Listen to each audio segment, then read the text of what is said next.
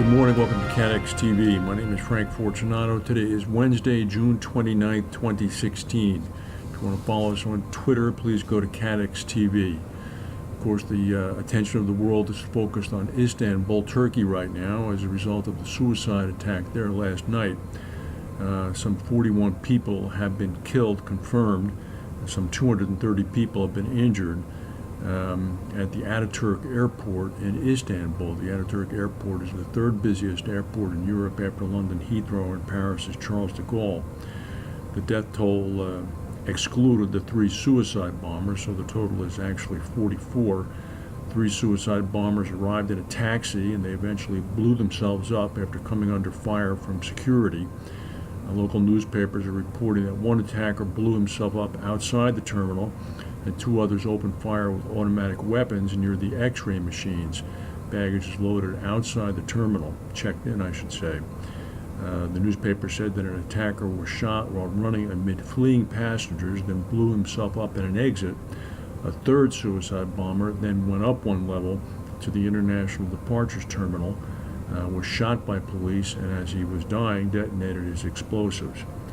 The Turkish Prime Minister has warned that this is likely ISIS that perpetrated the attack, and the Turks have promised that a rain of fire from hell will occur in response to this. 3 crew members were missing this morning, and a 4th was injured. This is after yesterday morning a head-on collision of 2 freight trains occurred in the Texas Panhandle region. 2 Burlington Northern Santa Fe Railway freight trains were on the same track and they collided head-on about 25 miles northeast of Amarillo, Texas.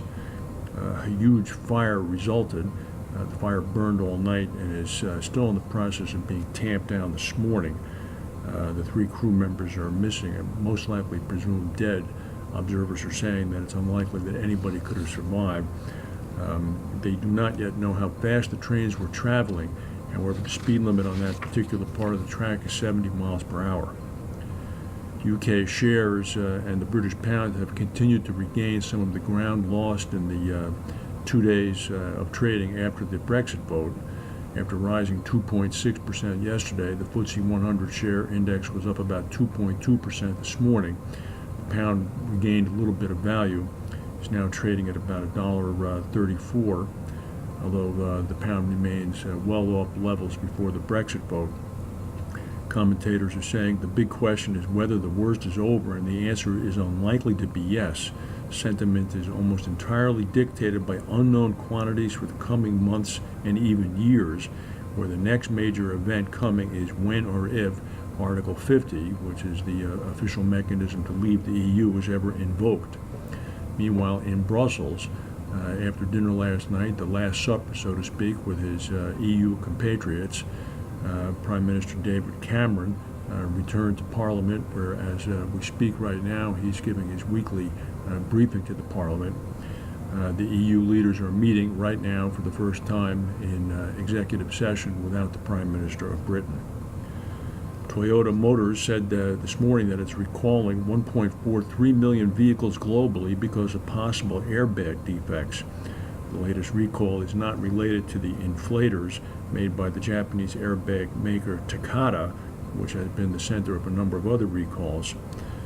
Toyota said that some inflators in the vehicles could have a small crack in a weld that could grow over time and lead to separation of the inflator chambers, which could then lead to the airbags to partially inflate and shoot into the interior of the vehicle, causing injury. Sir Richard Branson, the founder of the Virgin Group, has said that his company has lost about 1/3 of its value because of the plunging stock market effect since the Brexit vote.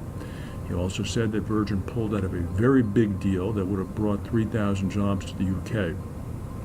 He said this country is going into a recession. He's urged the UK government to consider a second referendum because of the very damaging effects of the vote to leave. He said, in business, if you have made a bad decision, you change it.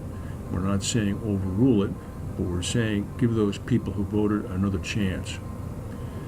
The international insurance broker that's based in London, Cooper Gay, is looking to set out to make 70 of its 400 London-based staff redundant and to close off its Latin American operations.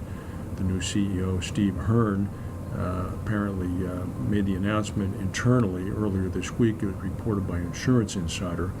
Coupegate placed all 400 of its staff members, including Hearn, under consultation last week, with employees informed that some 70 roles were under consultation for redundancy. And this is going to be, the hits keep coming over the next couple of weeks, that's for sure. But here's the first one that we've heard. Vodafone, the telecom giant and one of Britain's biggest tech firms, may move its headquarters out of the UK following the country's vote to leave the European Union. The company employs 13,000 people in England, said it can't commit to keeping its headquarters in London until it has a better understanding of Britain's future relationship with the EU. The UK's membership in the EU has been an important factor in the growth of a company such as Vodafone, said a Vodafone spokesperson. According to Vodafone, a very large majority of the firm's 462 million customers, 108,000 employees, and 15,000 suppliers are based outside the UK. As a result, pan-European businesses such as Vodafone rely on freedom of movement, capital, goods, and services throughout the region. Right now, it remains unclear as to whether that freedom of movement is going to continue. This is going to really become a much bigger problem than people think. And maybe Richard Branson was right. Let's try to have a do-over now that we've seen what the effects of this could be. We'll see what happens. Thank you for watching, and we'll see you tomorrow.